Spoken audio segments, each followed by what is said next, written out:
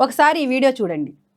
మమ్మల్ని ప్రశ్నించండి, విమర్శించండి, మీ అభిప్రాయాన్ని చెప్పండి, కానీ గౌరవంతో చెప్పండి, బాధ్యతతో చెప్పండి, చట్టాన్ని గౌరవిస్తూ చెప్పండి.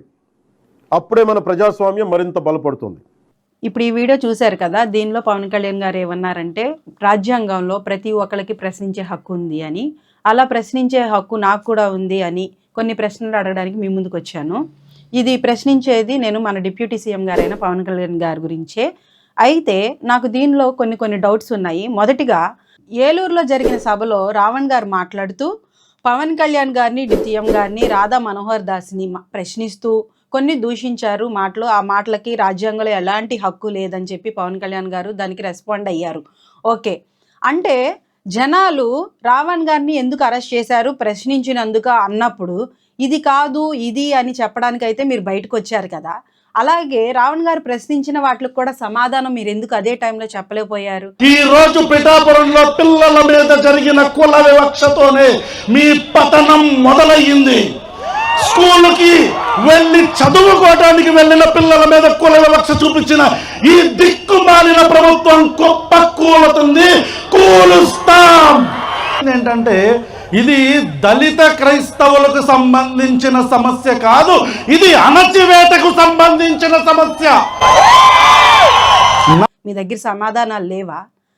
సరే, దూషించారు, జైల్లో వేశారు, బెయిల్ వచ్చినప్పటికీ కూడా మీరెందుకు మళ్ళీ రిపీట్ వేరే కేసుల్ని పెట్టి ఆయనని జైల్లో వేస్తున్నారు? అంటే మీరు హట్ అయ్యింది రావణ్ గారు ఆ సభలో మాట్లాడిన మాటల గురించా, లేదా స్వతహాగా అంతకు ముందు నుంచి రావణ్ గారు మాట్లాడిన మాటలన్నిటికీ కూడా హట్ అయ్యి ఒక సమయం కోసం ఎదురు చూసి ఇదే ఆ సమయం అని చెప్పి ఆ రావణ్ గారిని మీరు జైల్లో ఉంచడానికి ప్రయత్నిస్తున్నారా, శిక్షించడానికి ప్రయత్నిస్తారా? అంటే రావణ్ గారు ఆ సభలో మాట్లాడిన మాటలు కరెక్ట్ కాదని చెప్పి మీరు జైల్లో పెట్టినట్లయితే దానికి కావాల్సిన బెయిల్ కోర్టు మంజూరు చేసింది కదా, కానీ అయినను మళ్ళీ ఇంకా పాత కేసుల్ని తవ్వి మరి రావణ్ గారిని జైల్లోనే ఉంచాలి అని కక్ష సాధింపుతో మీరు చేస్తున్నారంటే పాత సమయాల్లో అప్పుడప్పుడు జరిగిన సభల్లో రావణ్ గారు మిమ్మల్ని ప్రశ్నించినందుక ఆ పాతయన్ని గుర్తు పెట్టుకొని ఎలాగన్నా రావణ్ని జైల్లోనే ఉంచాలని కక్ష సాధింపు సాధిస్తున్నారా మీరు? నేను ఇంకోటి అడగాలనుకుంటున్నాను. ఇంత జరుగుతున్నప్పుడు మన ఆంధ్రప్రదేశ్ రాష్ట్రంలో ఎన్నో ఘోరాలు జరుగుతున్నప్పుడు మీరే డిప్యూటీ సీఎంగా మీరే స్పందిస్తున్నారు, కానీ మన సీఎం గారు ఏమైనట్టు? అయితే మీరు కూటమిగా కూడుకున్నప్పుడు నేను పేరుకు మాత్రమే సీఎంగా ఉంటాను, డిప్యూటీ సీఎంగా నిన్ను పెట్టి ఈ అధికారం అంతా నీ చేతికే ఇస్తాను అని చెప్పి మేమన్నా మాట్లాడుకున్నారా? సీఎం చంద్రబాబు నాయుడు గారు దేనికి ఎందుకు స్పందించట్లేదు? అసలు ఆయన పేరు ఎందుకు ఎక్కడ వినపడట్లేదు? మన ప్రజలు కూడా డిప్యూటీ సీఎం ఏం చేస్తున్నాడు, డిప్యూటీ సీఎం ఏం చేస్తున్నాడు, అసలు మన రాజ్యాంగంలో డిప్యూటీ సీఎంకి ఏం అధికారం ఉంది? ఆయన పిఠాపురంలోనే అధికారం చేయలేకపోతున్నారే, వాళ్ళకే న్యాయం చేయలేకపోతున్నారే, మనకేం అధికారం చేస్తారని, ఏం న్యాయం చేస్తారని? అయితే నేను ఇంకోటి ప్రశ్న అడగాలనుకుంటున్నాను. ఓకే, రావణ్ గారు దూషించిన మాటలు మాట్లాడారని చెప్పి శిక్ష వేశారు. ఓకే, ఆయన ప్రశ్నించిన మాటలకు మీ సమాధానం ఏది పవన్ కళ్యాణ్ గారు? ఇప్పటికైనా మీరు నోరు తెరవండి. వింటున్నారు, చూస్తున్నారు కదా, కానీ మీకులాగా మేమైతే స్క్రిప్ట్లు పెట్టుకొని పేపర్లు పెట్టుకొని ప్రశ్నించట్లేదు.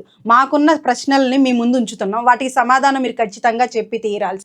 రావణ్ గారిని స్టేషన్ నుంచి స్టేషన్కి వేరే ఊర్లకి మారుస్తున్నప్పుడు అక్కడ ఉన్న నీ అభిమానులు కానీ మీ జన సైనికులు కానీ పోలీస్ స్టేషన్ ముందు గొడవ చేస్తూ పోలీసులను కూడా లేకుండా ప్రభుత్వం యొక్క సొమ్మును ఎలా పడితే అలా విసిరేస్తూ ఎంతో మీరు వీడియోలు చూసినట్లయితే ఎంతో ఘోరంగా ఎంతో భయంకరంగా ప్రవర్తిస్తున్నప్పుడు ఒక రావణ్ గారిని జైల్లో పెట్టినప్పుడు మీరు బయటికి ఎలాగో అయితే వచ్చారో రాజ్యాంగంలో ప్రశ్నించే హక్కు ఉంది కానీ దూషించడానికి హక్కు లేదని, అలాగే ఇప్పుడు కూడా ఒక ప్రెస్ మీట్ పెట్టి నీ జన సైనికులను కానీ మీ అభిమానులు కానీ ఎందుకు మీరు ఖండించలేకపోతున్నారు? ఇలా చేయడం తప్పు, రావణ్ని శిక్షించడానికి చట్టాలు ఉన్నాయి అని మీరు ఎందుకు చెప్పట్లేదు? అంటే మీరు ఆ రెచ్చగొట్టింది మీ జన సైనికులను మీరేనా, వెనక నుంచి నడిపిస్తున్నది మీరేనా అని ప్రశ్నిస్తున్నాం. దీనికి కూడా మీరు ఖచ్చితంగా సమాధానం చెప్పి తీరాల్సిందే. మరొకటి ఏంటంటే, ఇప్పుడు దూషణ మాటలు మాట్లాడే వాళ్ళని, మిమ్మల్ని ప్రశ్నించే వాళ్ళని మీరు నచ్చక వాళ్ళని శిక్షిస్తూ పోలీస్ స్టేషన్లో పెడుతున్నట్లయితే మీరు మాట్లాడిన మాటల్ని మీరు గుర్తుంచుకోవాలి. మీరు మాట్లాడిన మాటలనే రావణ్ గారు కూడా మాట్లాడారు. చెప్పు అటు తిప్పి పగిలిపోయేలా దవడ వాచిపోయేలా చెప్పు పెట్టి కొడతాను కొడకల్లారా. ఒక్కొక్కడికి చెప్పు తీసుకొని కొడతా కొడకల్లారా. మతాల మధ్యలో చిచ్చు పెడితే చెప్పు తీసుకొని అటు ఇటు తిప్పి మార్చి కొడతాం కొడకల్లారా. అలా మాట్లాడిన రావణ్ గారికి శిక్ష పడడం కరెక్ట్ అయితే ఆ శిక్ష మీరు కూడా అనుభవించాలి. మీరు ప్రభుత్వంలో ఉన్నారు కాబట్టి, అధికారం మీది కాబట్టి ఇప్పుడు మీరు శిక్ష పొందకపోయినా రేపు 2029లో మీరు శిక్షకి అర్హులవుతారు. అప్పుడు అర్హులైనప్పుడు మిమ్మల్ని ఇలాగే స్టేషన్లో పెడితే ఎవ్వరు కూడా మాట్లాడే హక్కు కానీ ప్రశ్నించే హక్కు కానీ ఎవరికీ ఉండదు. ఎందుకంటే మీకొక న్యాయం మాకొక న్యాయం కాదు.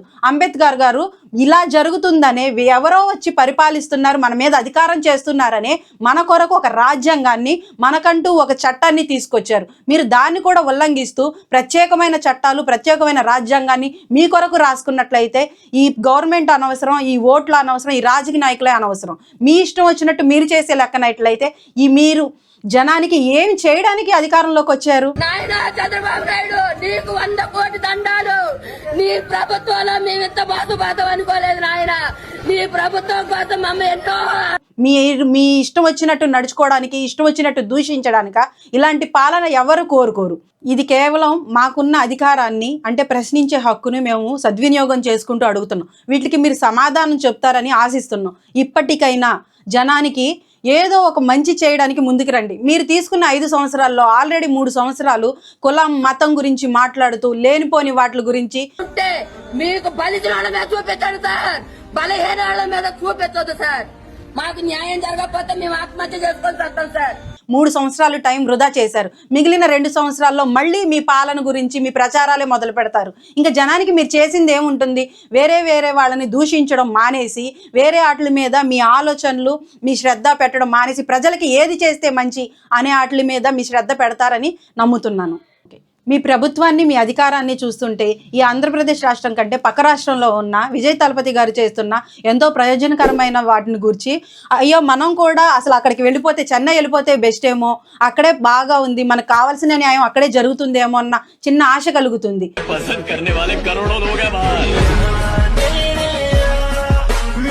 మీ మీద ఉన్న అభిమానం, ఆ ప్రేమ అనేవి కేవలం మీరే పోగొట్టుకుంటున్నారు.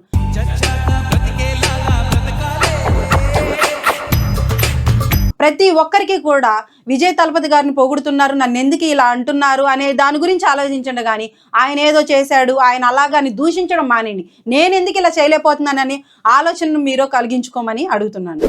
అయ్యా చంద్రబాబు నాయుడు గారు, పవన్ కళ్యాణ్ గారు, మీరు నా ఈ ప్రశ్నలకి త్వరలోనే సమాధానం చెప్తారని ఆంధ్రప్రదేశ్ రాష్ట్ర స్థానికురాలైన విజయవాడ నుంచి సునీతని మాట్లాడుతున్నాను. ధన్యవాదాలు.